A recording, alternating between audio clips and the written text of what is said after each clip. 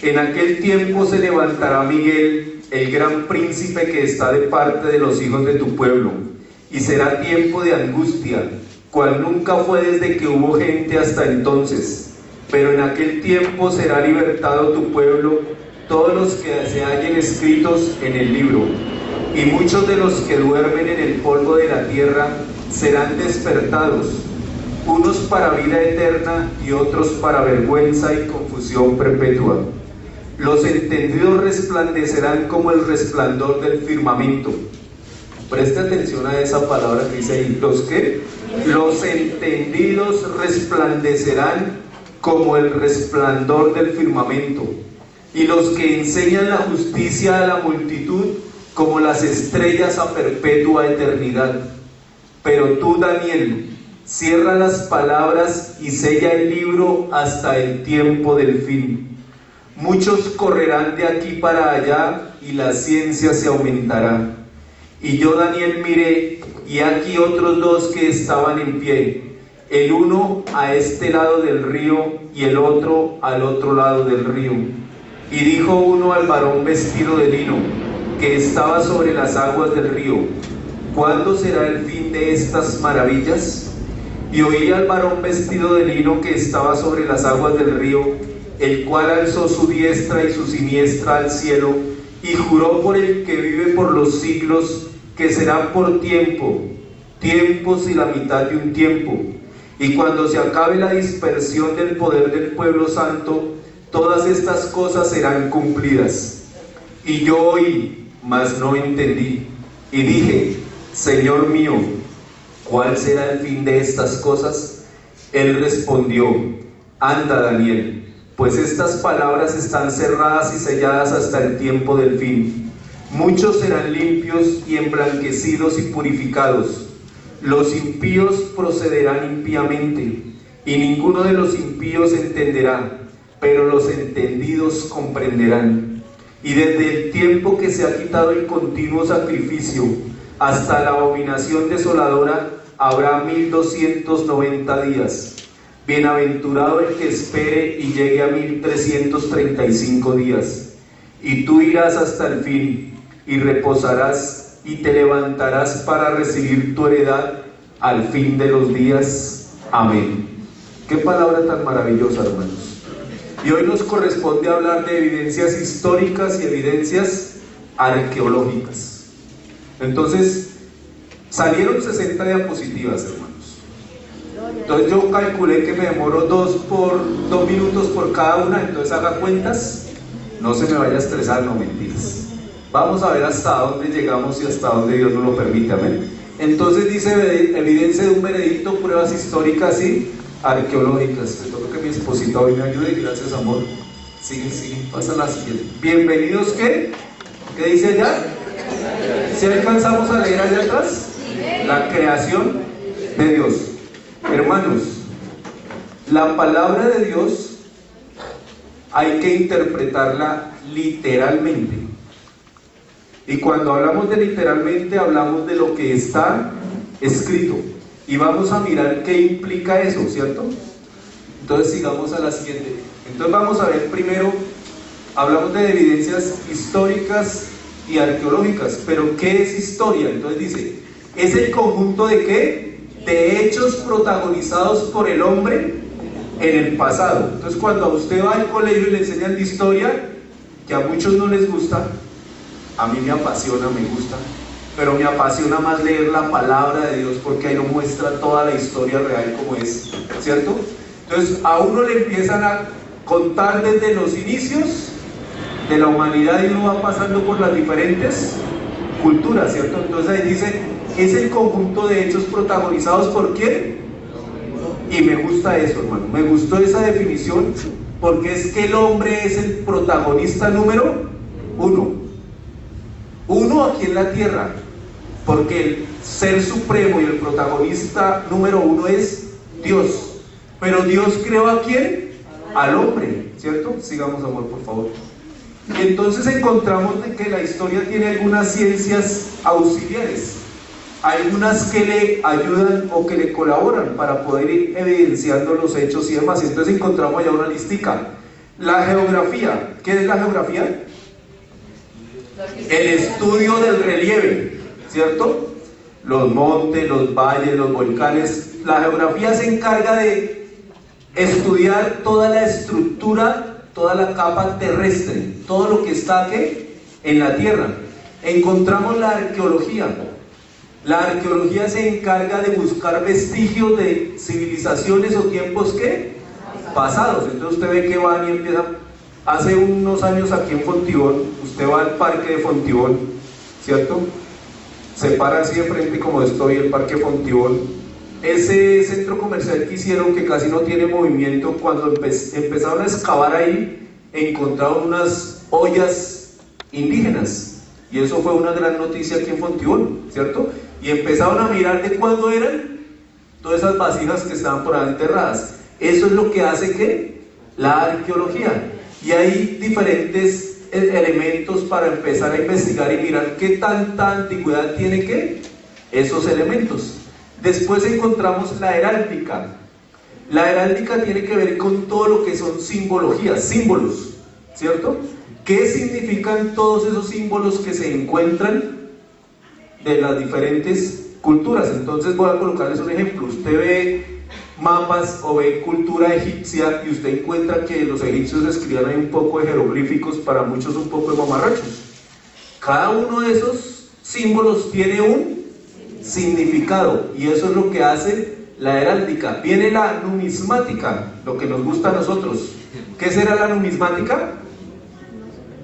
La moneda, todo lo que tiene que ver con billete, ¿cierto? Entonces que un denario, que un dracma, que por ahí encontraron dólares, rupias, etcétera, etcétera. La numismática es la moneda que tenía cada una de las diferentes culturas. Vamos a la cronología. Y entonces cuando hablamos de cronología hablamos del tiempo en que X cultura, X personas duró sobre ¿qué? La faz de la tierra.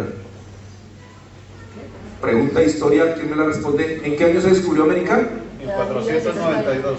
1492, muy bien. Entonces, ¿qué pasa? La cronología nos dice que en el año 1492 se descubrió ¿qué? América. Sigamos, la paleontología.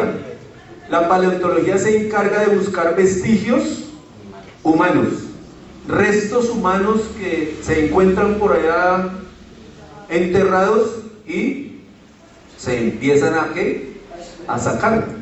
Después encontramos el folclore, que tiene que ver todo con las fiestas, todas las celebraciones que esa cultura realizaba, y por último la indumentaria, ¿cierto?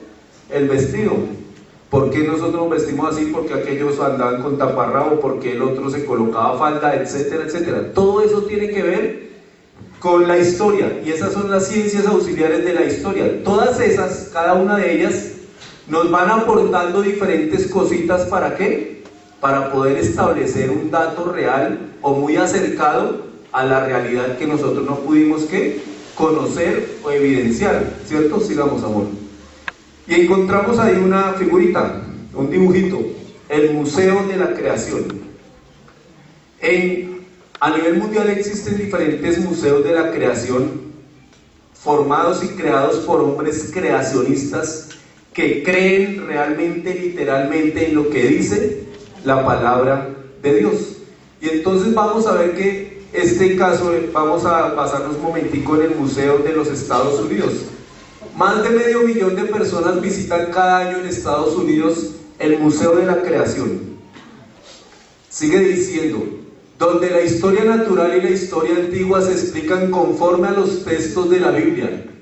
125 millones de estadounidenses, de norteamericanos, es decir, el 42% de la población, cree que Dios creó el cosmos en 6 días y descansó el séptimo. Si quieren, gracias, muy bien. Eso es lo que creen los norteamericanos. ¿Tú crees también en eso? ¿Tú crees en eso? Amén, yo sí creo, hermanos. Ojo a lo que le estoy preguntando. Que Dios creó el mundo en 6 días y descansó el séptimo. Todo lo que está en el universo, yo creo en eso. Si tú no crees en eso, de pronto hoy te lleves algunas evidencias y de pronto diga, oiga, como que sí es cierto. Sí, pero yo le estoy dando algunas. Sigue, amor, por favor. que Dios salvó a Noé en su arca, los animales, los diferentes grupos étnicos e idiomas surgen en la Torre de Babel, el infructuoso intento del ser humano de llegar al cielo.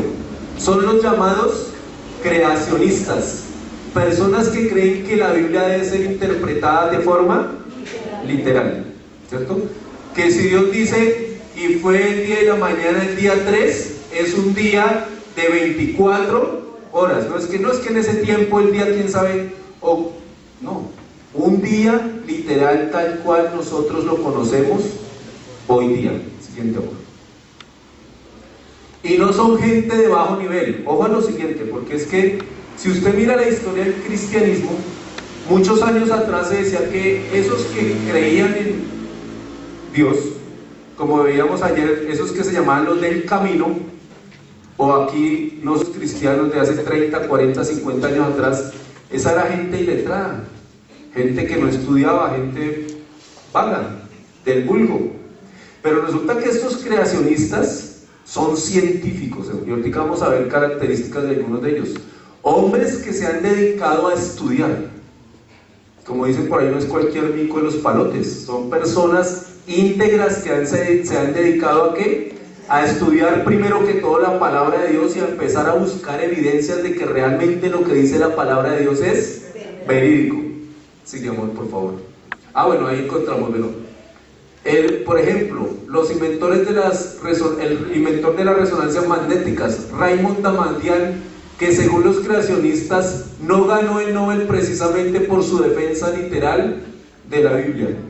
Él fue nombrado para un Nobel y se dice que en la ciencia lo vetó porque creía en Dios.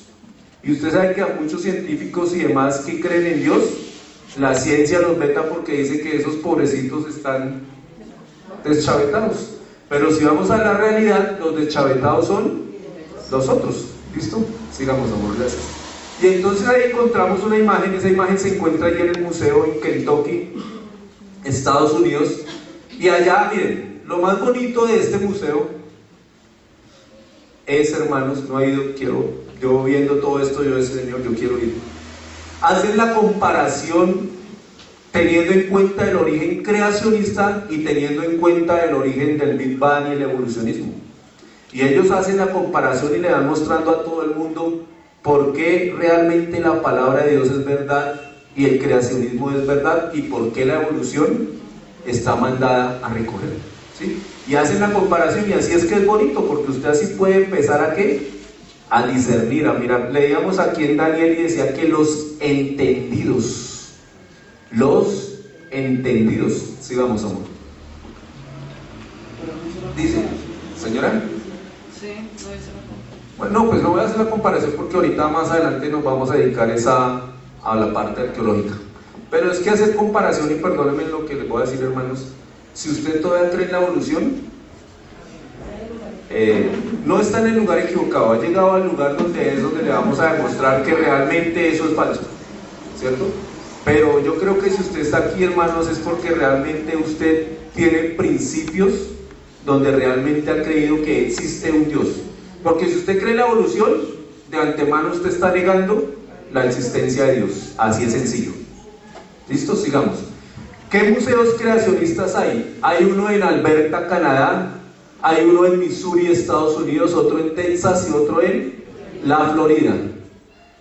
El que estamos basándonos está situado en Kentucky, en las afueras de la ciudad de Cincinnati, creado por la organización protestante Respuestas en Génesis.org por el biólogo Ken Ham, un australiano. Él dice que conoció a Dios cuando él empezó a estudiar biología. Dice que viendo todo lo que le enseñaban en biología, él decía que eso no podía ser así nomás que el Big Bang y demás. Y él empezó a buscar y dice que hasta que se encontró con el Dios de la Biblia, con el Dios verdadero. Y él en su corazón empezó a decir, yo quiero empezar a colocar un museo que hable acerca de las cosas de Dios, y lo creó. Sigamos, amor. Y entonces dice, cielos y tierra, y entonces aquí vamos ya a la parte bíblica. La Biblia enseña claramente que Dios crea en 6 días literales de 24 horas los cielos, la tierra, los animales y todo lo que existe ¿qué? En el universo. No vamos a leer, pero tú conoces Génesis 1 y 2, lo hemos leído muchas veces, ¿cierto? Ahí está día por día. Yo me acuerdo que la primera clase que a uno le dan en escuela dominical es ¿qué? La creación, ¿cierto? Y entonces en mi época, que mi profesora, la pastora Rocío, fue profesora mía de escuela dominical. Uy, sí, le digo, pero suya también creo, le dije, no estoy mal ahora. ¿Cierto? Le hacían a uno, entonces, le explicaban el primer día, y entonces haga el dibujito, y entonces uno iba haciendo que el sol, que las estrellas, hasta que hacía uno todo el panorama, ¿cierto? De la creación de Dios. Literalmente en 6 días, y Dios ¿qué? Descansó. Les voy a dar una pildorita para más adelante. Israel tuvo una guerra que se llamó la guerra de los 6 días. ¿Sí han escuchado hablar de ella en la historia? Y ahí en esa guerra hay acontecimientos bíblicos que solamente se pueden explicar desde el punto de vista cristiano. Y alguien llegó y preguntó, bueno, siendo todas esas naciones, que eran casi 6, 7 naciones en contra de una, ¿cómo es eso que en 6 días Israel los acabó? Y alguien llegó y dijo, lo que pasa es que a Israel, como es el pueblo de Dios, Israel tenía que descansar en el 7º día. Por eso al día 6 los ejércitos que venían en contra de Israel fueron vencidos. Busquen lo que eso está en la historia universal. Sigamos, amor. La palabra hebrea para día en Génesis es yom. Esa es la palabra hebrea cuando se hace la transcripción bíblica, y cuando hablaba de día, el primer día, el segundo día. Entonces vamos a mirar, vaya un momentico a Génesis capítulo 1. Génesis capítulo 1. Vamos a leer, voy a empezar a leer desde el versículo 1, vámonos hasta el 6. En el principio creó Dios los cielos y la tierra estaba desordenada y vacía, y las tinieblas estaban sobre la faz del abismo, y el Espíritu de Dios se movía sobre la faz de las aguas. Y dijo Dios, sea la luz, y fue la luz. Y vio Dios que la luz era buena, y separó Dios la luz de las tinieblas. Y llamó Dios a la luz día, y a las tinieblas llamó noche. Y fue la tarde y la mañana, ¿qué? Un día. Entonces esa palabra día, ahí en los diferentes versículos de Génesis, hace referencia a la palabra hebrea yom, que traducida literalmente es un día de 24 horas. Continuemos, amor. Stephen Austin, doctorado en geología. Entonces aquí vamos a ver algunos hombres, y ahorita vamos a ver evidencia de eso. Este hombre es doctorado en geología, ha publicado 25 artículos científicos y 2 libros técnicos. Los 2 libros técnicos se llaman El Gran Cañón y Huellas en la Ceniza, sobre sus investigaciones en el cañón del Colorado. Este hombre, Austin, se puso a recorrer diferentes lugares geográficos, y él encontró que yendo al cañón del Colorado en los Estados Unidos se pueden observar claramente vestigios de todo lo que ha pasado allí. ¿Sí? Pásalo un momentico, amor. Yo creo que una imagen más adelante. Sigue. Atrás. Más atrás, mira a ver si está atrás la imagen de... Ah, eso, ahí está. Era atrás, gracias. Ahí hay una panorámica de lo que es el Gran Cañón del Colorado. Él dice que ahí, desde el agua hasta la parte superior, se pueden ver las diferentes capas, y él empezó a estudiar y a analizar cada una de esas capas. ¿Para qué? Para mirar si realmente lo que decía la Biblia es cierto, o si tenían razón los que decían que no, es que la Tierra fue formada hace más de 6.000 millones de años. Y él comprobó con estos otros hombres que vamos a ver que la Tierra tiene aproximadamente 6.000 años, 6.500 años. Y ahorita vamos a verificar a ver si eso es cierto. Sigamos, por favor, gracias. Más ahí. Otro, Michael Oher, tiene una maestría en ciencias atmosféricas. Ha publicado 8 artículos científicos y 3 libros técnicos sobre los deslizamientos de la Tierra submarina. Estos hombres que estoy nombrando ahí, ellos trabajaron todos en conjunto y ellos son los encargados, ellos han sido los encargados de crear el Museo Creacionista.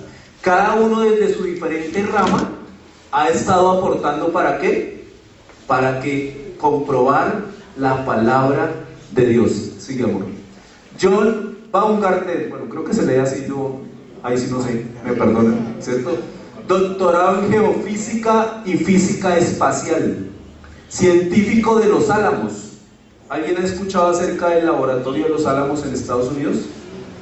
Los Álamos en Estados Unidos es donde se reúnen los científicos, se dice, más poderosos de esta tierra para hacer armas, llámese nucleares, llámese en químicas y yo no sé qué otro nombre se le puedan dar a las armas. Él es un científico que trabaja allí, o sea que no es cualquier persona, ese no es cualquier aparecido, ¿sí? Por eso, vea, tiene un doctorado en Geofísica y Física Espacial, científico de Los Álamos. Ha publicado más de 30 artículos científicos sobre la placa tectónica y el diluvio universal. En el Museo Creacionista, él es el encargado de la sección del diluvio, con las evidencias históricas, y ahorita más adelante vamos a ver de las evidencias arqueológicas de lo que se encontró que fue el arca de Noé y demás en los montes Ararat. Sigue, amor. John Reed, doctorado en Geología, ha publicado 5 libros y numerosos artículos técnicos sobre teología, filosofía e historia natural. Es decir, él es el encargado del proceso de Adán, mirando la Biblia, y creó Dios al hombre a su imagen y semejanza, y empezar a hacer el recorrido de la especie humana. Sigamos, amor. Andrew Snelling, doctorado en Geología, en su libro El pasado catastrófico de la Biblia, de la Tierra, perdón, hace una pregunta, una profunda defensa geológica y bíblica de la verdad de Génesis del capítulo 1 al capítulo 11.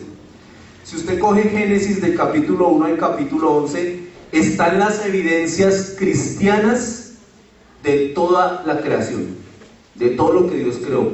Y él es el defensor y él es el encargado de coger del capítulo número 1 de Génesis al capítulo número 11 y toda esa evidencia que hay, empezarla a manejar y a transformar.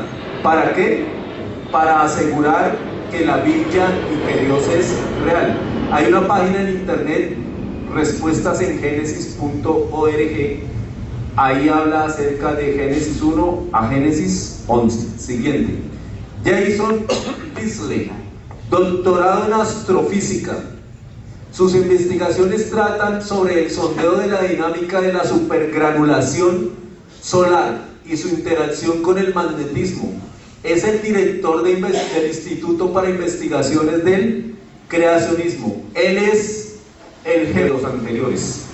Y en cabeza de él están todos los museos creacionistas que se han creado tanto en Estados Unidos como en Canadá, y ha sido colaborador del Museo Británico. Si usted va a Inglaterra, en el Museo Británico hay también muchas evidencias arqueológicas de la veracidad de la palabra de Dios. Sigamos. Han estudiado por más de 25 años las capas, rocas y fósiles encontrados en el monte Santa Elena y en el Gran Cañón del Colorado. ¿Por qué ellos, esos dos?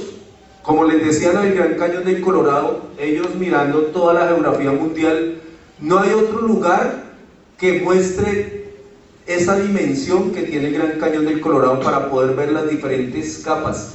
Y el monte Santa Elena, porque en el monte Santa Elena se han encontrado diferentes vestigios de animales, ¿sí? Animales supuestamente prehistóricos, pero que ellos han demostrado que esos animales estuvieron a la par con Adán y con Eva.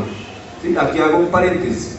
Hay algunas teorías bíblicas que cuando usted dice que y la tierra estaba desordenada y vacía, ¿cierto? Y entonces dicen que aquí existían los dinosaurios, y entonces que Satanás fue arrojado del cielo y llegó aquí y ese meteorito cayó y entonces se murieron los dinosaurios. Si eso es cierto, entonces antes del ser humano ya había vida. Y entonces Dios sería mentiroso. Por eso hablamos, ya te doy la palabra, por eso hablamos de que Génesis 1:1 es los inicios de todo. Esos filósofos y esos que quieren dar esa teoría, hablan de una teoría que se llama la teoría de la brecha, que hubo un espacio, no se sabe de cuántos miles de millones de años, para llegar a Génesis 1, ¿vale?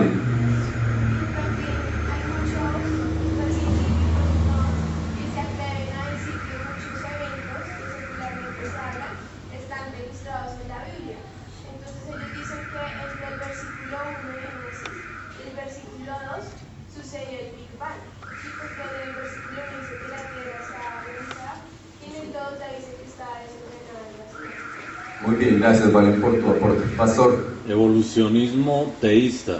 Ya hablamos acerca del aspecto. Aquellos que quieren mezclar el concepto de la teología centrado en Dios como creador supremo y el evolucionismo, como si Dios necesitara ayuda para sustentar su creación. Su creación. Amén. Entonces, hermanos, si usted mira, y por eso le digo, si usted está aquí, es porque realmente usted cree en Dios. Y yo le invito, hermanos, mire, nuestra iglesia yo creo que se ha caracterizado por eso.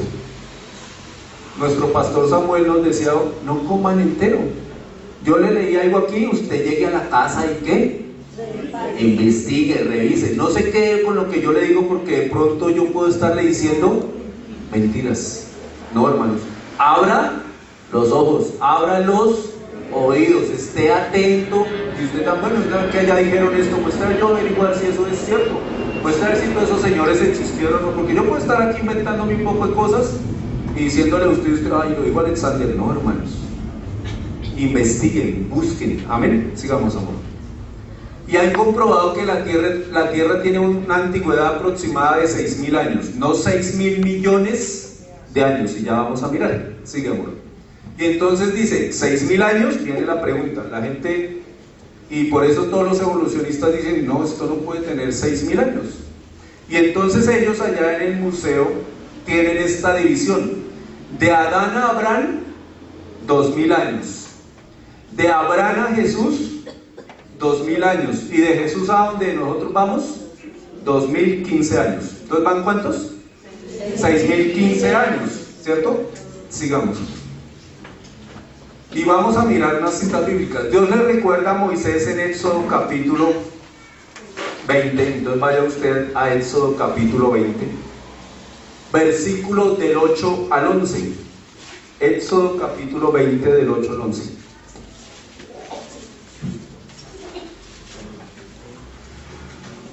Éxodo capítulo 20, del 8 al 11 dice la palabra de Dios. Acuérdate del día de reposo para santificarlo. 6 días trabajarás y harás toda tu obra, mas el séptimo día es reposo para Jehová tu Dios. No hagas en él obra alguna, tú, ni tu hijo, ni tu hija, ni tu siervo, ni tu criada, ni tu bestia, ni tu extranjero que está dentro de tus puertas. Y viene la ratificación de Dios. Porque en 6 días hizo Jehová los cielos y la tierra, el mar y todas las cosas que en ellos hay, y reposó en el séptimo día. Por tanto Jehová bendijo el día de reposo y lo santificó. Entonces miren, hermanos, ¿cuánto tiempo ha pasado desde Adán hasta Moisés? Se habla de aproximadamente 2500, 2600 años. Y Dios vuelve después de 2000 años a ratificarle ¿a quién? A Moisés, y le recuerda, yo hice todo esto ¿en qué? En 6 días, y en el séptimo ¿qué? Descansé. Jesús lo enseña al pueblo. Vamos a Marcos capítulo 10. Evangelio de Marcos capítulo 10, versículo del 6 al 9, dice la palabra de Dios. Pero al principio de la creación, varón y hembra los hizo Dios. ¿Está quién? Jesús está enseñando. Si esto está enseñándole al pueblo, entonces dice, pero al principio de la creación, varón y hembra los hizo Dios. Por esto dejará el hombre a su padre y a su madre y se unirá a su mujer, y los dos serán una sola carne. Así que no son ya más dos, sino uno. Por tanto, lo que Dios juntó, no lo separe ¿qué? El hombre. Y entonces ahí Jesús recuerda el principio bíblico que Dios estableció en la creación en el jardín del Edén. ¿Con quién? Con Adán y Eva. Sigamos. Y entonces vamos ahora a la parte histórica y la parte cristiana, la Biblia. ¿Cuál es el origen? ¿Cierto? Entonces usted encuentra ya un mapita, ¿cierto? Y uno dice, bueno, el Edén. Y la pregunta hoy día, y usted sabe que hoy día está en investigación eso, si no lo sabe se lo cuento, los científicos están tratando de buscar, de encontrar el jardín del Edén. La palabra de Dios nos da algunas evidencias de qué lugar geográfico era, ¿cierto? Y entonces vamos a mirar Génesis capítulo 2, Génesis 2, del versículo 10 al versículo 14. Miren lo que dice la palabra de Dios. Dios ha puesto al hombre ¿en dónde?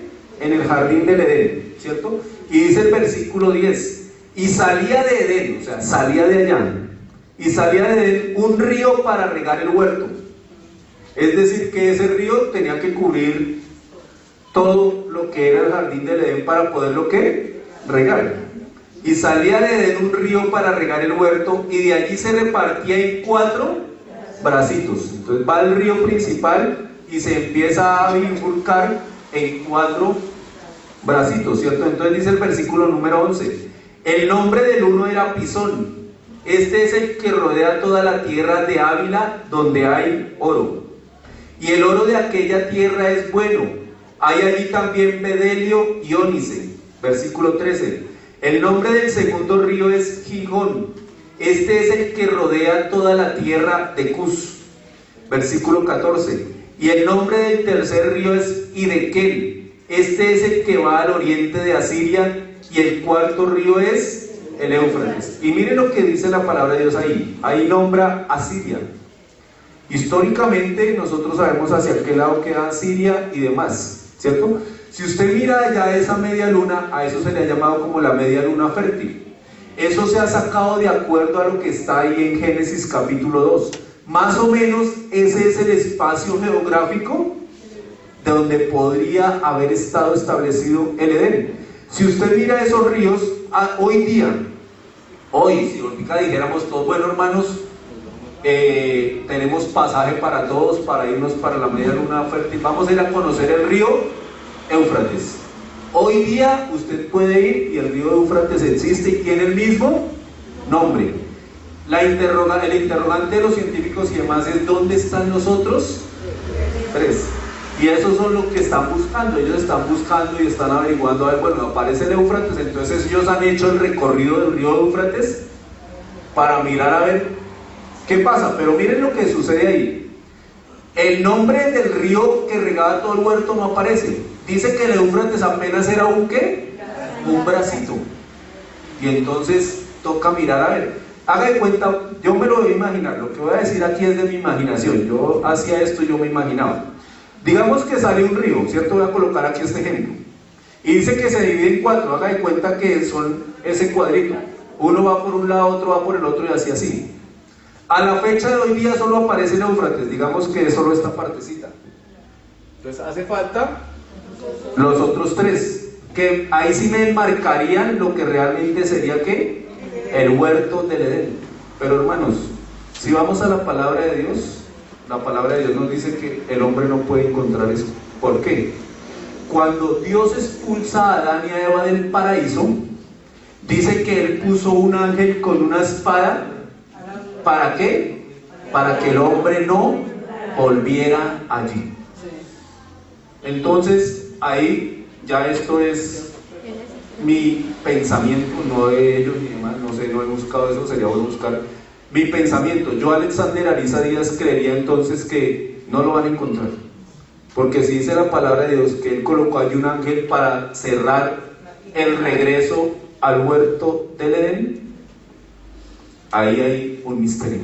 Pero la palabra de Dios sí nos muestra y nos dice. Y si usted va a la historia, ahora vamos a hablar de la historia humana, la historia natural, La historia humana dice que el origen del ser humano se dio en ese lugar. La historia universal dice que el ser humano surgió ahí. Si usted va a la historia universal habla de los pueblos que se establecieron en la media luna fértil como los primeros pobladores del mundo.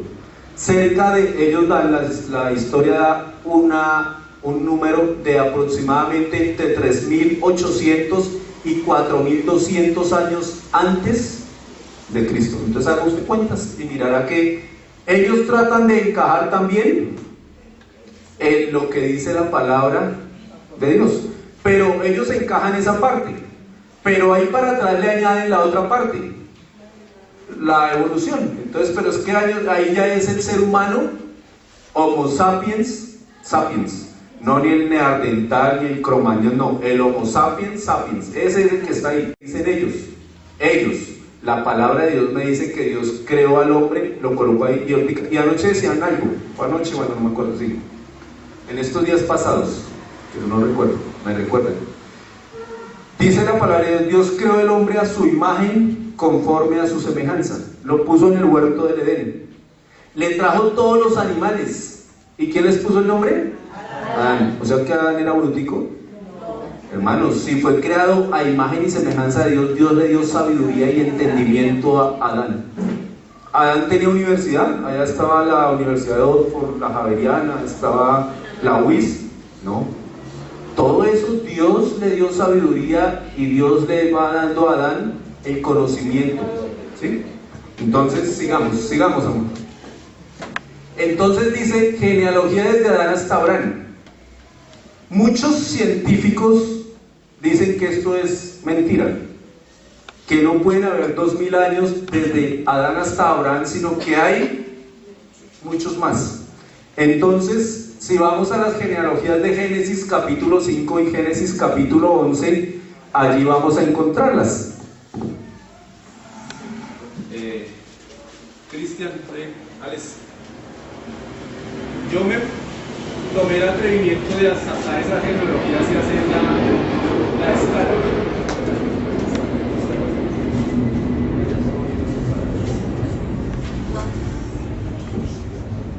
Eso no lo encuentra, o yo estoy buscando y no encontré y me puse a hacerlo. Me perdonarán, levántenlo bien, hermanos. Entonces ahí encontramos la genealogía. Entonces arrancamos aquí con Adán, ¿cierto? Y estamos diciendo que de Adán aquí hasta este último, que es el señor Abraham, dice que hay ¿cuántos? 2000 años. Entonces allá 0, aquí tenemos 1000 y aquí llegamos a 2000. La línea verde significa los años que vivió cada persona, ¿cierto? Y dónde arrancaron. Entonces les voy a ir explicando un poquito de eso. Me da pena con ellos tenerlos ahí paraditos un ratico, pero me perdonarán. A la salida me reclaman una gaseosita, ¿cierto? Vamos entonces un momentico a Génesis capítulo 5, hermanos. Vaya a Génesis capítulo 5 y vamos a ir mirando, ¿cierto? Listo, entonces dice, este es el libro de las generaciones de Adán. El día en que creó Dios al hombre a semejanza de Dios, lo hizo. Varón y hembra los creó y los bendijo y llamó el nombre de ellos Adán, el día en que fueron creados. Y vivió Adán 130 años. Entonces arrancamos. Está aquí Adán. Dice que Adán vivió ¿cuántos?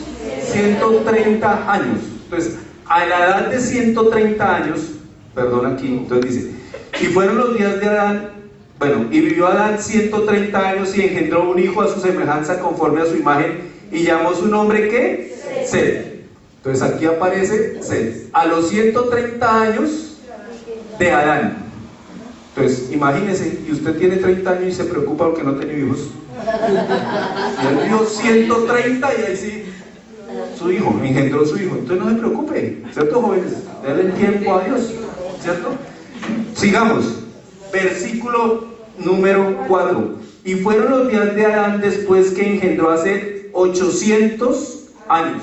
Entonces, 800 más 130, 930 años. Entonces llegamos aquí, 930 años más o menos. Aquí tenemos el 1000. Es decir, que Adán vivió ¿cuántos? 930 años. Vamos a mirar si eso es cierto. Sigamos. Versículo número 4. Y fueron los días de Adán después que engendró a Set 800 años y engendró hijos e hijas. Y fueron todos los días que vivió Adán, ¿cuántos? 930 años y murió. Listo. A los 930 años murió Adán. Sigamos. Versículo número 6. Vivió Set 105 años. Entonces, Set nació ¿en cuál? En el 130 de Adán, ¿cierto? Adán tenía 130 años.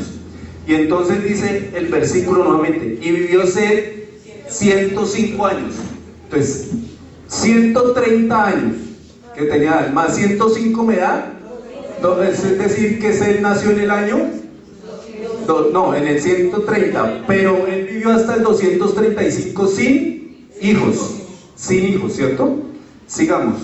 Entonces dice, y vivió Set después, 6, vivió Set 105 años y engendró ¿a quién? A Enos. ¿Vivió cuántos? 105 años. Entonces tenemos aquí 235, que es lo que tiene él, más los 105, entonces ahí le da, ahí me faltó ese pedacito, no lo hice, me faltó ahí la suma, ¿sí? Entonces son 200, ¿qué? Espera, vamos con de Set a Enos, 235, me devuelvo nuevamente. Y vivió Set después que engendró a Enos 807 años. Entonces tenemos los 235 más los 807 me dan 1042, pero le tengo que restar 130. ¿De quién? Los de Adán, porque él nació a los 130, me dan 912 años. Y entonces dice aquí el versículo número 8, y fueron todos los días de Set 912 años, ¿y quién? Y murió. Después dice, vivió Enos 90 años y engendró a Can, ¿a quién? A Cainán. Entonces, Enos nació en el 235, más 90, 325, es decir, que en el año 325 nació ¿quién? Cainán, ¿cierto? Cainán. Entonces sigue diciendo, versículo 8, y fueron, versículo 9, vivió Enos 90 años y engendró a Cainán. Y vivió Enos después que engendró a Cainán 815 años. Entonces 325 más 815 me da 1140. Pero él nació en el 235, menos 235 me dan 905 años. Y entonces dice el versículo 10, 11, y fueron todos los días de Enos 905 años y murió. Versículo 12, vivió Cainán 70 años y engendró a Mahalaleel. ¿70 qué? Nació en el 325, más 70, en el 395 nace ¿quién? Mahalaleel. Sigamos. Vivió Cainán 70 años y engendró a Mahalaleel. Y vivió Cainán después que engendró a Mahalaleel 840 años. Entonces 395 más 840 me da 1235, menos los 325 que fue en el año en que nació, me da 910 años. Y entonces dice el versículo 14, y fueron todos los días de Cainán 910 años y murió. Versículo 15, vivió Mahalaleel 65 años y engendró ¿a quién? Jared. 395 más 65, es decir que en el año 460 nace Jared. Sigamos. Versículo 16, y vivió Mahalaleel después que engendró a Jared 830 años y engendró ¿qué? Hijos e hijas. 460 más los 830 me dan 1290, menos los 395 que fue el año en el que él nació, me dan 895. Y entonces dice el versículo 17, y fueron todos los días de Mahalaleel 895 años y murió. Versículo 18, vivió Jared 162 años y engendró ¿a quién? A Enoc. Jared había nacido en el 460, más 162, es decir que en el año 622 nace ¿quién? Enoc. Sigamos, versículo 19, y vivió Jared después que engendró a Enoc 800 años y engendró ¿qué? Hijos e hijas. En el año 622 más 800 me da 1422, menos 460 me da 962 años. Y entonces dice el 20, y vivió Jared después que engendró a Enoc 800 años y engendró hijas e hijas.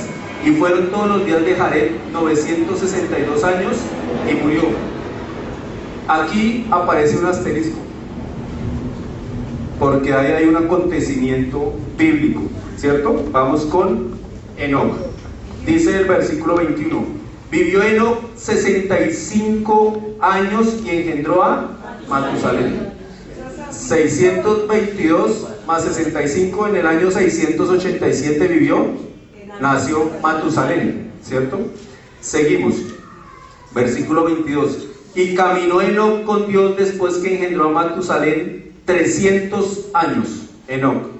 687 más 300 años va por el año 987, ¿cierto? Pero si le quitamos al año 987 los 622 cuando él nació, le da 365 años que lleva de vida, ¿cierto? ¿Por qué? Porque sigue diciendo ahí la palabra de Dios. Versículo 22, y caminó Enoc con Dios después que engendró a Matusalén 300 años y engendró hijos e hijas. Y fueron todos los días de Enoc 365 años, ¿cierto? 365 años. Caminó pues Enoc con Dios y desapareció porque ¿qué? Porque Dios se lo llevó. Por eso aquí me aparece la línea. Según eso, llegó hasta el año 987, pero ahí se desapareció. Y miren lo que pasa aquí, hermanos. Si usted mira, Adán llegó al 930, ¿cierto? Es decir, que Adán alcanzó a conocer ¿hasta quién? Hasta Mahalalel, hasta Cainán, que vivió 910, ¿sí? Alcanzó a ver 1, 2, 3, la cuarta generación. Sigamos. Versículo número 25. Vivió Matusalén 187 años. Entonces, en el 687 nació Matusalén. 687 más 187 dice, en el año 874 nació ¿quién? Lamec. Vivió Matusalén 187 años y engendró a Lamec. Y vivió Matusalén después que engendró a Lamec 782 años. 874 más 782 me da 1656. Es decir, que mire hasta donde llega aquí ya Matusalén. Y ahorita vamos a ver algo, hermanos. Y yo quedaba sorprendido cuando yo hacía esto. Matusalén estuvo por ahí un añito atrás, antes de que empezara el diluvio. Es decir, que estos hombres que habían conocido a Dios llevaban toda esa historia que se le transmitía a sus hijos de generaciones en generaciones. Y cuando Dios prepara el diluvio, que el diluvio está aquí en este ladito, apenas 5 o 6 años habían fallecido. Dios los había llevado. Sigamos. Versículo 26.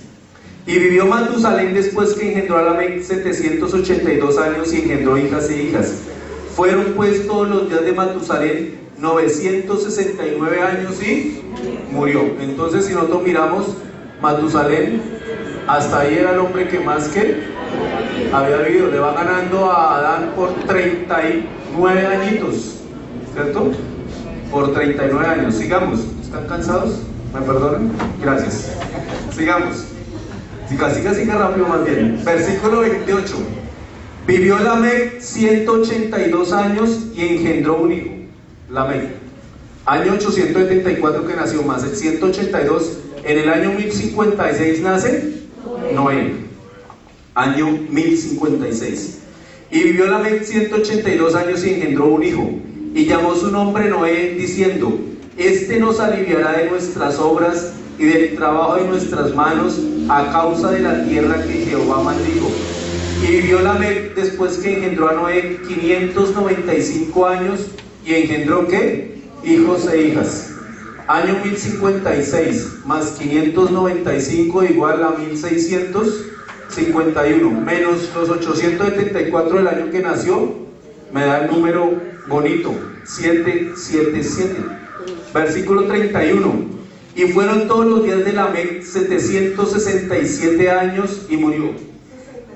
777, 777.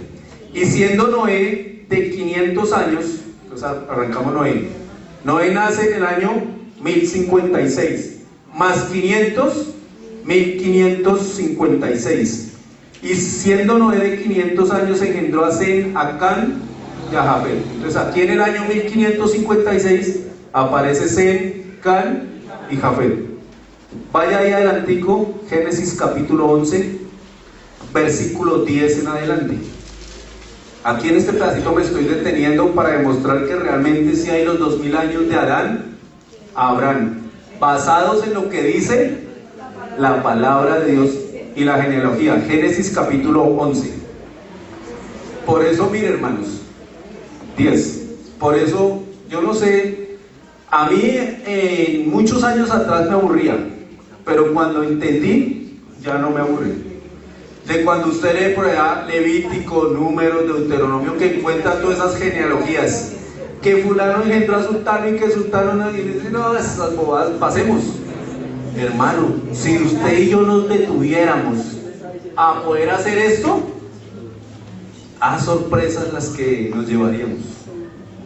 Porque por lo menos yo no creía, por ejemplo, que, digamos, Matusalén, vea a todos los que conoció, ¿sí? ¿Hasta dónde llegó el legado de ellos?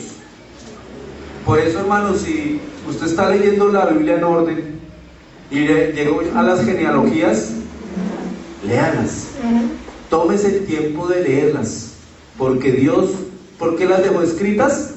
Precisamente por esto, hermanos, para tener que una evidencia, quiénes son los que vienen por allá atrás de nosotros, amén.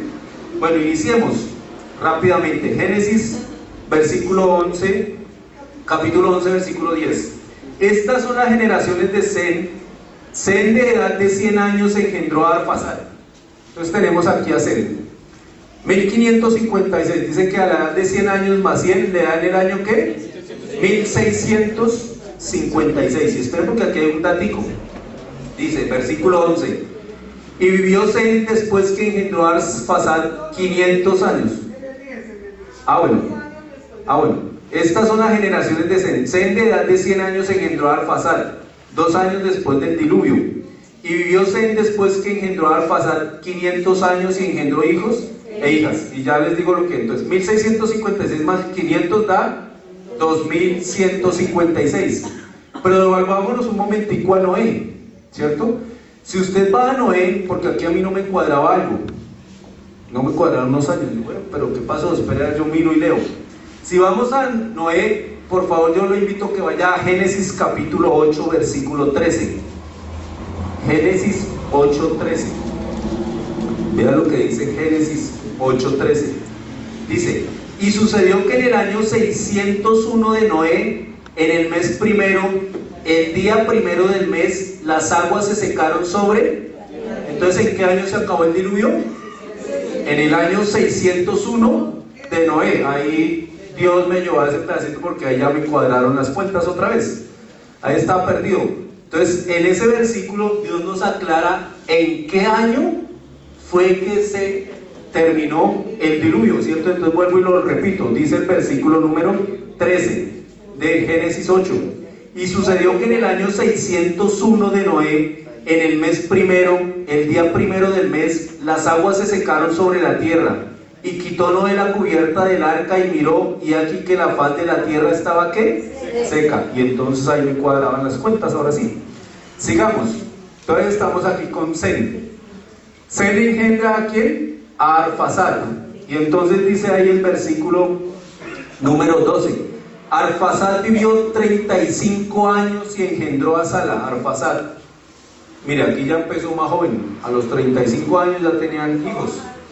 Y empezó, sí, y ahorita vamos a mirar, hermanos, que ahí se va disminuyendo las edades de los seres humanos. 1656 más 35 me da 1691 años, ¿cierto? 1691 años, y aquí creo que igual a 2000 1694, y entonces aquí aparece, si usted mira los años, él nació en el 1691 y vivió después, aquí no me alcanzó la hojita, por eso le puse aquí una flechita, porque yo lo tenía solamente hasta el qué. Yo dije, pues como dicen que 2000 años, pues vamos a ver, si no le ha pegado otro pedazo por el que me faltaba. Entonces solamente me llegó que, mire, aquí por ejemplo, hablando de Zen alcanza a llegar hasta el año 2156, un poquito más, y empieza a conocer por allá, no, el rey David es 1000 años después, no alcanza hasta donde David, pero ahí tendríamos que empezar a hacer cuentas hasta quiénes alcanzó él a conocer. ¿Listo? Sigamos. Versículo número 14. Sala vivió 30 años y engendró ¿a quién? A Eber. Entonces Sala, en el año 1691 más 30, 1700 ¿qué? 21. Y sigue ahí la genealogía, hermanos. Quiero parar ya ahí para que no nos cansemos tanto. Si usted quiere, termínela en la casa, ¿sí? Pero si usted se pone a mirar desde Adán hasta Abraham, Nacor y Harán, Taré tiene 3 hijos, ¿cierto? Aquí se repite, digámoslo así, Noé tiene 3, Taré 3 mencionados por la Biblia, ¿no? Porque sabemos que en esa época tenían muchos hijos, y ojo, y aquí gracias a Diela por lo que usted acaba de decir. ¿Y las mujeres qué? Hermanos, aquí solamente el linaje era por los varones. Anoche en la enseñanza que Dios nos daba por nuestro hermano Néstor, el hermano Néstor preguntaba qué es un reino, ¿cierto? Y en el reino manda el rey. Gracias, si quieren doblenlo, muchas gracias, ya saben, sí. En el reino manda el rey, y el linaje del rey siempre es por la línea, ¿quién? Del varón, ¿cierto? Y entonces viene la situación, si yo soy el rey, ¿cierto? Mi reinado, gracias Cristian, vendría, en el caso voy a colocar a mi familia como ejemplo, vendría por el lado de Esteban, ¿cierto? Él tendría derecho a mi reinado, Valentina no. ¿Qué tiene que hacer Valentina? Valentina tendría que casarse con un rey para poder acceder a ser reina, ¿cierto? Y miren que en la cultura de las monarquías, usted ha leído y se han dado casos históricos en que cuando una mujer, digamos hablando del caso de Valentina, si Valentina se va a casar con uno que no es del linaje del rey, no es que yo me caso con él y entonces él pasa a ser príncipe, no. Ella desciende, pierde su nivel, su rango de reina. Y usted ha visto en la historia que hay muchas mujeres que por amor han renunciado a su linaje para casarse con el hombre que ellas consideran que es su amor, ¿cierto? Pero en el caso de los hombres, y usted ve por el ejemplo que pasó unos años atrás del príncipe por ahí que se casó con Leticia, una plebeya, pero se casó con el príncipe, entonces ella sube, ¿cierto? Bueno, y sigamos. Ahí para lo que nos explicaba anoche nuestro hermano Néstor. Sigamos. Entonces, hermanos, bíblicamente la palabra de Dios nos comprueba realmente que desde Adán hasta Abraham hay 2000 años. Está establecido también históricamente, y eso está, que desde Abraham hasta Jesús hay 2000 años, y también aparece, sería bueno que pudiéramos ponernos a hacerlo, ¿cierto? Pero está establecido. Es decir que entonces la palabra de Dios es real, y que lo que ellos han demostrado que la tierra tiene 6000 años es real y es verdad. Sigue, amor, por favor. Sigue. Sigue ahí. No, ahí. Entonces encontramos aquí. Vamos ahora con la parte arqueológica, ¿cierto? Entonces, ¿qué hace la arqueología? Dice que la arqueología utiliza 3 áreas de las cuales se recogen evidencias. La arqueología tiene en cuenta 3 aspectos para empezar a mirar todo eso. Aspecto número 1, las tradiciones. Y entonces cuando hablamos de tradiciones orales o tradiciones escritas. Ahí coloqué el ejemplo de los historiadores Herodoto, Josefo, la Torá, el Antiguo Testamento, ¿cierto? Y parte del Nuevo. Ellos con la arqueología cogen todo ese material que se conoce, empiezan a estudiarlo, empiezan a analizarlo para ellos ir sacando ¿qué? Sus conclusiones. Siguiente, amor. 2. Las inscripciones. ¿Cuáles inscripciones? En los monumentos con inscripciones, archivos reales, teatros, acuerdos, etc. Usted ve, por ejemplo, cómo se ha descubierto lo de los egipcios. Usted ve que encuentran las piedras y tienen grabados y demás. Esas son las famosas inscripciones que se colocaban en las paredes y demás. Recuerden, por ejemplo, cuando Daniel tiene la visión, dice que Daniel vio una mano que escribía ¿en dónde? En la pared, ¿cierto? Esas inscripciones se hacían ahí ¿para qué? Para tenerlas de evidencia. Número 3, gracias pastora. Las ruinas materiales. Entonces encontramos edificios, obras artísticas, alfarería, armas, etc. Todo lo que uno encuentra, gracias. Todo lo que uno encuentra o los arqueólogos encuentran cuando empiezan a excavar. Y si usted va a Egipto, si usted va a Siria, si usted va a todos esos lugares, hermanos, allá sí que hay y se ha empezado a comprobar y a ver todas las cosas que aparecen en la palabra de Dios. Sigue, amor. No, ya, no materiales. Sigue. Entonces vamos a ver las evidencias. Primera evidencia arqueológica. No las saqué todas porque, hermanos, si usted se pone a mirar, hay cualquier cantidad. Yo lo invito para que usted se ponga a leer e investigar y encuentra muchas más. El prisma de Taylor, llamado porque este señor, un señor de apellido Taylor, lo encontró, descubierto en el año 1830 en Nínive. Data del año 686 a.C. Describe las batallas ganadas por Sennacherib y el ataque a Jerusalén. Vayamos a Segunda de Crónicas. Libro de Segunda de Crónicas, capítulo 32. Segunda de Crónicas, capítulo 32. Y aquí de pronto me meto un poquito con lo que nuestro hermano Danilo de pronto nos puede explicar de hoy mucho de evidencias bíblicas, ¿no? Pero lo dato para que, ¿quién era Sennacherib? Aparece establecido y está en la Biblia. Segunda de Crónicas 32 del 1 al 19. No lo voy a leer porque ya el tiempo ha corrido, pero si usted mira el título, dice Sennacherib invade a Judá, y ahí aparece toda la historia de la guerra y cómo él invade Jerusalén y demás. Sigue por favor la otra diapositiva. Y entonces ahí encontramos, ese es el famoso prisma de Taylor. Está en el Museo Británico, este que encuentra aquí, y diferentes pedacitos, ahí usted ve las inscripciones, las rayitas y todo eso. Está en las inscripciones, está la evidencia, y ahí en ese prisma aparece este relato que está dado en el segundo libro de Crónicas. Sigamos, amor.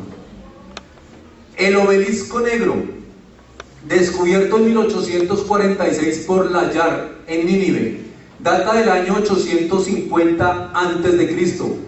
Describe las batallas de Salmanasar III, menciona al rey Acab y dibuja a Jehú, lo dibuja, y un dibujito pagando tributo. Segundo libro de Reyes, capítulo 9. Entonces usted va al segundo libro de Reyes, capítulo 9, y aparece allá cuando Jehú es ungido como rey, y el rey tenía que dar un tributo. Siguiente. Y entonces ahí aparecen las dos imágenes. Esta partecita que está aquí a mi costado izquierdo, ¿sí?, aparece cuando Jehú se está postrando y está entregando el tributo para acceder al rey, y en la otra partecita que aparece todo el obelisco, por decirlo así, es todo lo que concierne a toda la historia del rey Acab, ¿sí? Entonces ahí aparece, este pedacito de aquí es solamente un fragmento de la parte derecha para ustedes, que es el más amplio. Sigamos. Sí, gracias, pastora. Ese está en el Museo Británico. Sigamos. La piedra moabita, descubierta en el año 1868 por Klein el Divot, data de los tiempos de Onri y Acab, aproximadamente en el año 750 a.C. Si usted va al primer libro de Reyes, capítulo 16, allá nos muestra el reinado de Onri y el reinado de Acab. Siguiente, amor. Y ahí aparece la tablilla. Esa fue la tablilla que fue encontrada, y ahí hace referencia a estos dos reyes, a Onri y a Acab. Siguiente, el cilindro de Ciro, el persa, descubierto en 1879 por Hormuz Razan, Data del año 536 a.C. Describe la política de Ciro el Grande. Esdras capítulo 1 del 1 al 4. Ese sí lo vamos a leer. Y me pasas por favor la siguiente, amor. Esdras capítulo 1, versículo del 1 al 4. Entonces en esa tablilla, mire, aparece hasta el elemento alado que utilizaban ellos, el imperio asirio, ¿sí? Esa es la tablilla y dice en Esdras capítulo 1 del 1 al 4: en el primer año de Ciro rey de Persia, para que se cumpliese la palabra de Jehová por boca de Jeremías, despertó Jehová el espíritu de Ciro rey de Persia, el cual hizo pregonar de palabra y también por escrito por todo su reino, diciendo: así ha dicho Ciro rey de Persia, Jehová el Dios de los cielos me ha dado todos los reinos de la tierra y me ha mandado que le edifique casa en Jerusalén, que está en Judá. Quien haya entre vosotros de su pueblo, sea Dios con él, y suba a Jerusalén que está en Judá y edifique la casa a Jehová Dios de Israel. Él es el Dios, la cual está en Jerusalén. Y a todo el que haya quedado en cualquier lugar donde more, ayúdenle los hombres de su lugar con plata, oro, bienes y ganados, además de ofrendas voluntarias para la casa de Dios, la cual está en Jerusalén. Y ahí aparece, en esa tablilla, aparece ese mandato que estamos leyendo en Esdras, capítulo 1. Siguiente, amor. La inscripción de Siloé. ¿Qué era Siloé? El estanque de Siloé, allá donde Jesús estuvo, ¿cierto? Descubierto en 1880 por un campesino en Jerusalén. Data del tiempo de Ezequías, rey de Judá, año 701 a.C., y que estuvo también hasta Jesús. Segunda de Crónicas, capítulo 9. Segundo libro de Crónicas, 29, perdón. Ahí aparece la historia, por favor, pasas la imagen. Y esa es la tablilla del estanque de Siloé y de la parte de Siloé, el relato. Sigamos. Siguiente. Fragmentos del arca de Noé. Investigadores de origen chino subieron al monte y aproximadamente a una altura de 4.000 metros encontraron una gigantesca estructura de madera. Al hacerle las pruebas se determinó que tiene una antigüedad de aproximadamente 4.800 años.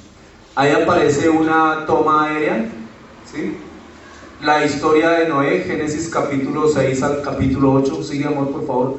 Y él es Ahmed Ertugrul, líder del equipo de búsqueda. Esto se dio en octubre del año 2008, ese sí es más reciente, ¿sí? Pero se encontró.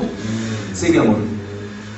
Las tablillas de Elba, descubiertas entre 1964 y 1974, en el oeste de Siria, datan del año 2600 a.C. En total son 16.500 tablillas. Sigue, amor. Se encuentran inscripciones de textos administrativos, económicos, condiciones políticas durante la época patriarcal. Aparecen términos en esas tablillas como los nombres de Adán, Eva, Noé, Abraham, Ismael, entre otros. Siguiente. Y aparecen ahí. Son 16.500 tablillas donde aparecen registrados todos los nombres. No los copié todos ahí en la diapositiva, pero si usted investiga, aparece casi toda esta genealogía que estábamos mirando ahorita. Amén. Que la palabra de Dios corrobora. Amén. Sigue. Octavo, este es antiguo, pero también es reciente. Carruajes en el Mar Rojo. Buceando sobre el fondo del mar en 1978, Ron White y sus dos hijos encontraron y fotografiaron numerosas piezas de carruajes incrustados por el coral. Desde entonces varias incursiones de buceo han revelado más y más evidencia.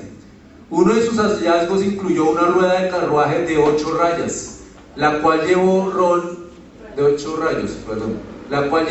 al director de antigüedades egipcias, el doctor Nasif Mohamed Hassan. Después de examinarlo, inmediatamente dijo que perteneció a la 18ª dinastía, fechada en el Éxodo en el año 1446 a.C.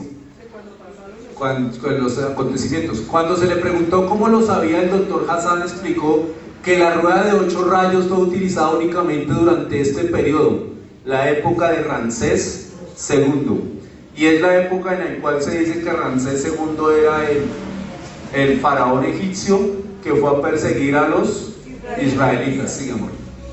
Cajas de carruajes, esqueletos humanos, esqueletos de caballos, ruedas con 4, 6 y 8 rayos, todo permanecen como un testimonio silencioso al milagro de la división del Mar Rojo. Algunos están en el Museo Británico, sigamos, otros hay algunos vestigios, otros no los han sacado fotos, y hay diferentes fotos de los diferentes vestigios. Sigamos. Los rollos del Mar Muerto. Y para mí, para Alexander Ariza Díaz, creo que este es de los más importantes, hermanos. ¿Por qué? Porque se han encontrado libros completos de la palabra de Dios. Sobre todo el libro de Isaías fue encontrado completo, total. Los rollos del Mar Muerto, que contienen las copias más antiguas de la Biblia en hebreo, jamás encontradas, y otros manuscritos que describen la vida y las creencias. El rollo de Isaías es uno de los 7 originales descubiertos cerca de Qumran, las montañas de Qumran, junto al Mar Muerto, en 1947. En los años posteriores se encontraron unos 800 manuscritos en la región, de los cuales 200 son de carácter bíblico.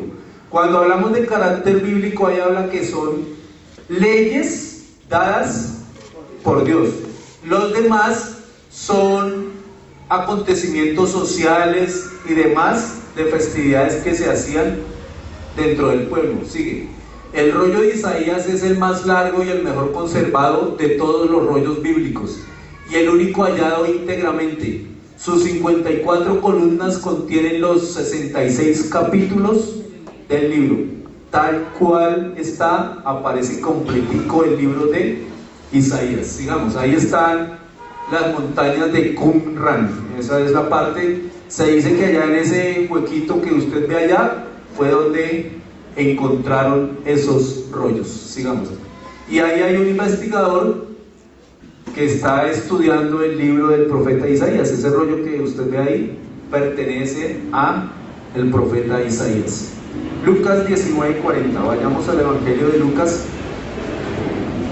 capítulo 19, versículo 40.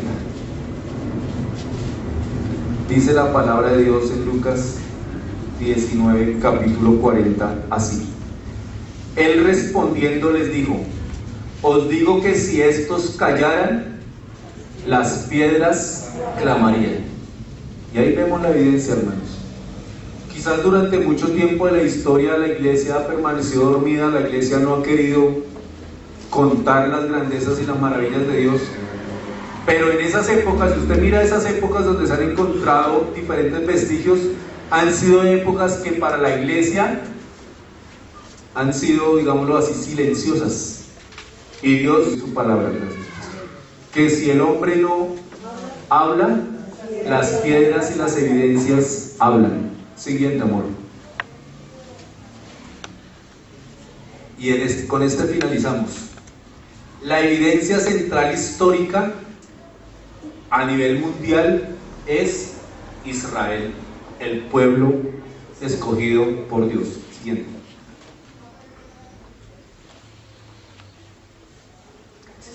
Voy a leer rápidamente estas citas. Cristian, por favor, ayúdame con la segunda. Valentina Ariza con la tercera. Y Valentina Quevedo con la cuarta. Entonces arranco con Génesis 32, 28. Génesis 32, 28. Después va Cristian, después Valentina Ariza y después Valentina Quevedo. Dice Génesis 32, versículo 28. Y el varón le dijo: no se dirá más tu nombre Jacob, sino Israel, porque has luchado con Dios y con los hombres y has vencido. Y entonces aquí encontramos el nacimiento o el surgimiento ¿de quién? De Israel. Jacob, dice la palabra de Dios, que está en Peniel, y entonces un ángel de Dios se le aparece, ¿cierto? Le dice ciertas cosas, Y él empieza a luchar con el ángel y le dice al ángel que no lo va a soltar hasta que no que lo bendiga, ¿cierto? Y ya dice la palabra de Dios que ya rayaba el alba y el ángel tenía que irse, y entonces el ángel lo bendijo y le dio un nuevo nombre, Israel. Cristian. Génesis 46:8 dice: Y estos son los nombres de los hijos de Israel que entraron en Egipto: Jacob y sus hijos, Rubén, el primogénito de Jacob. Gracias. Y entonces nosotros allá empezamos a conocer que las 12 tribus de Israel. Valentina, Éxodo 1:9. He aquí el pueblo de los hijos de Israel es mayor y más fuerte que nosotros.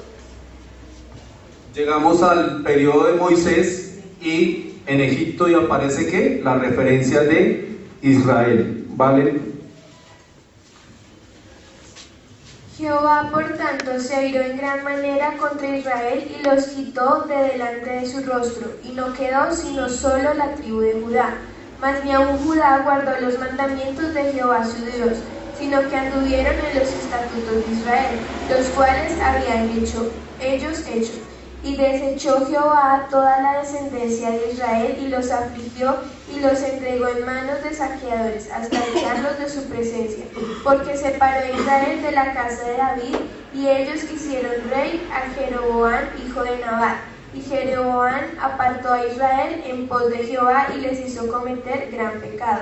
Y los hijos de Israel anduvieron en todos los pecados de Jeroboam que él hizo sin apartarse de ellos, hasta que Jehová quitó a Israel de delante de su rostro, como él lo había dicho, por medio de todos los profetas sus siervos. E Israel fue llevado cautivo de su tierra a Asiria hasta hoy. Gracias. Y entonces, cuando hablamos de la evidencia histórica más sobresaliente, tenemos a Israel, hermanos. Acabamos de escuchar algunos pasajes, por favor, el siguiente, amor. En esos pasajes, Alex, Deuteronomio 7:6, David, ayúdame con Amós 9, del 11 al 15, y John Jairo, con Jeremías 30:11, mientras que les voy comentando lo que le iba a decir. Si nosotros vemos, Israel es la mayor evidencia histórica, hermanos. ¿Cuántos años han pasado? ¿Qué le ha pasado a Israel? Ahorita vamos a ver algunos acontecimientos, pero Israel sigue en pie. Y no solamente eso, yo esta mañana que me levantaba temprano a repasar, nosotros sabemos por historia bíblica que prevaleció más Judá que Israel. Y entonces, si prevaleció Judá, debería hoy día llamarse, ¿era qué? Judá, porque Israel dice que fue desechado y desapareció. Pero después de que viene la restauración, después de que viene toda la palabra de Dios que dice que Israel tendría que volver a su territorio, toma ese nombre ¿de qué? De Israel y no de Judá. Y Judá fue el que permaneció fiel a Dios. ¿Cierto? Que llegó un momento también en que se contaminó y también Dios los desechó. Pero el nombre como tal fue el nombre prometido ¿a quién? A Jacob, Israel. Deuteronomio 7:6. Alex. Porque tú eres pueblo santo para Jehová tu Dios. Jehová tu Dios te ha escogido para hacerle un pueblo especial, más que todos los pueblos que están sobre él. Entonces ahí encontramos algunas profecías bíblicas, hermanos, acerca de ¿quién? De Israel. Por eso decimos que Israel es la evidencia histórica que Dios dejó para que las generaciones que se están viviendo hoy día puedan ¿qué? Ver y comprender y entender. A un historiador ateo le preguntó a un historiador creacionista que le diera la evidencia más real de Dios, y él solamente le respondió: Israel, porque Israel permanece hasta hoy día. Blas Pascal, matemático, físico, filósofo y cristiano que vivió entre el año 1623 y 1662, dijo lo siguiente, hablando del pueblo de Israel. Abro comillas: este pueblo no es solamente prominente por su antigüedad, también lo es por su duración. Ha seguido existiendo desde sus remotos orígenes hasta nuestros días. A su vez, Naciones como Grecia, Atenas y el Imperio Romano, para citar solo unas pocas, que provienen de tiempos más recientes, han desaparecido, mientras que el pueblo de Israel las ha visto pasar. Centenares de veces reyes poderosos han tratado de destruirlos, como sus propios historiadores lo certifican. Sin embargo, han sido preservados, y esta preservación fue profetizada, extendiéndose desde tiempos inmemoriales hasta los tiempos modernos. Su historia ha comprendido en su duración toda la historia de la humanidad. Fue lo que dijo Blaise Pascal. El señor Arnold Toynbee, 1889-1975, especialista en filosofía de la historia, dijo lo siguiente de Israel: respecto a su longevidad, los judíos, el mismo pueblo peculiar, sigue existiendo hoy día.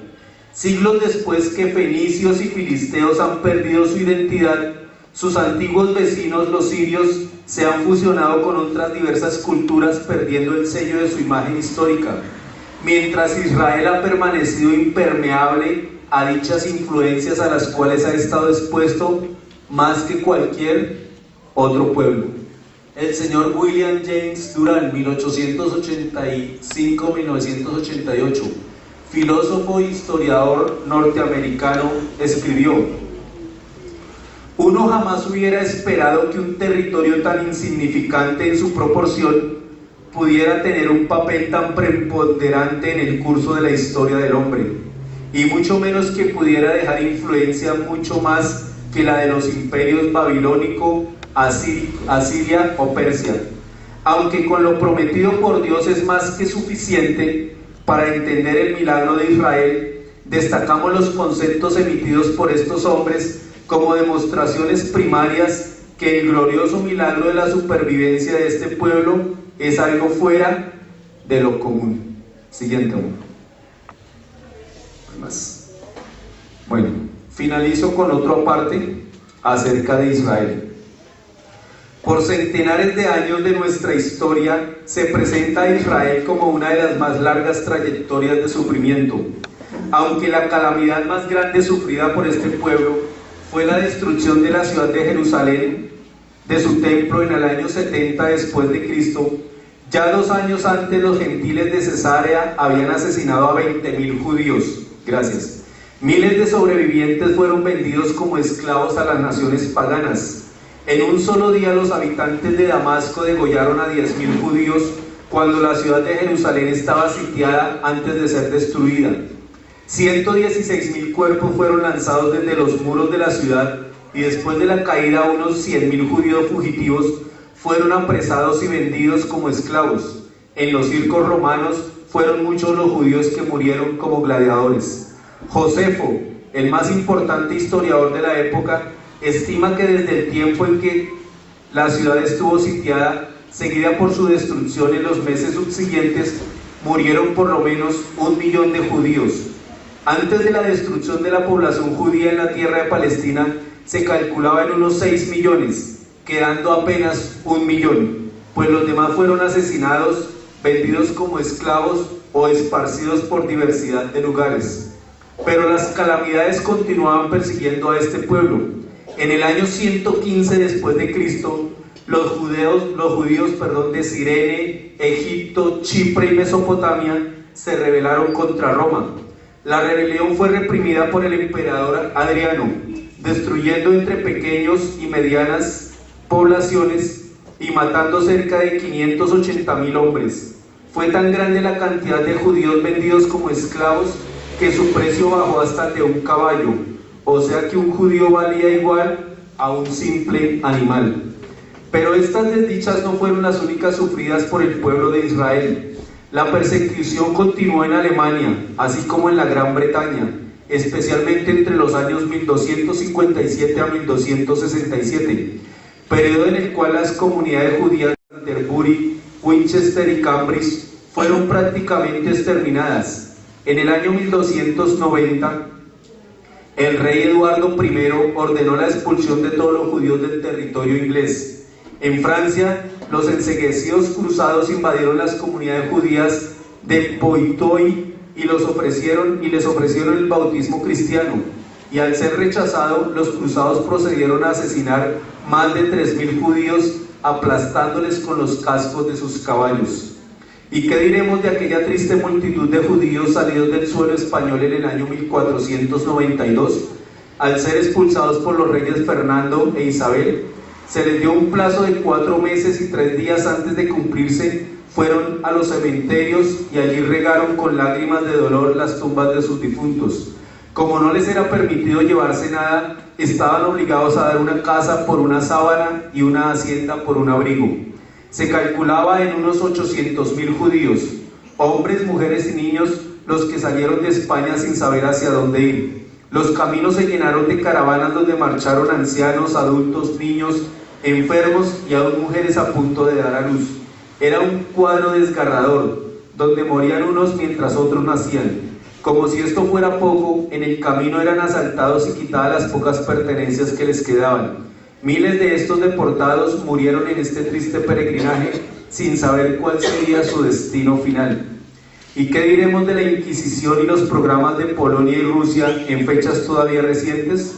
Sin embargo, todo se empequeñece al contemplar el holocausto de la Segunda Guerra Mundial, donde cerca de 6 millones de judíos fueron exterminados. El mundo fue conmovido por el mayor genocidio cuando Adolfo Hitler ordenó el exterminio de este pueblo. Es notorio que esta gran matanza, donde murieron por lo menos 1 millón de niños, se produjo a pocos años de que Israel fuera reconocida como nación. Pareciera como si Satanás hiciera el último esfuerzo por impedir el cumplimiento de la profecía concerniente al regreso de Israel a su tierra. Amén. Finalizo ahí, hermanos. Como dijo la pastora hace 8 días, esto más que una predicación, una enseñanza, es una recopilación histórica, arqueológica, de que realmente la palabra de Dios es verdad. Yo lo creo, hermanos. Yo creo que la palabra de Dios es verdad y creo en lo que nuestro Dios ha dejado escrito.